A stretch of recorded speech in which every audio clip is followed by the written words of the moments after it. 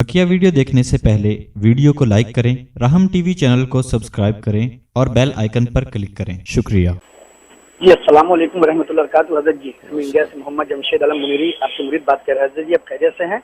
अल्लाह ताला आपको हमेशा सेहतमंद रखे। हज़रत जी, अगर बदनिगाही का गुनाह मुझ पर पड़ जाए हज़रत जी, तो बाजार में चलते हैं तो बदनिगाही हो जाती है हज़रत जी, तो उसके बारे में थोड़ा बता दीजिए हज़रत जी।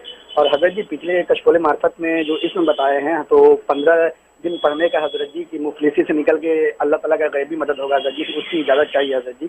और आपकी तवज्जो और दुआओं की बहुत ज़रूरत है हज़रत जी। अपनी दुआ में बहुत याद रखिएगा। अल्लाह ताला आपको खूब खूब जज़ाए खैर दे। जज़ाकल्लाह खैर। माशाल्लाह जो है जमशेद आलम मुनीरी इंडिया से कॉल कर रहे हैं। अल्लाह ताला आपको बरकत अता फरमाए। बाकी बदनिगाही के हवाले से घर से निकलने से पहले चौथा कलमा पढ़े।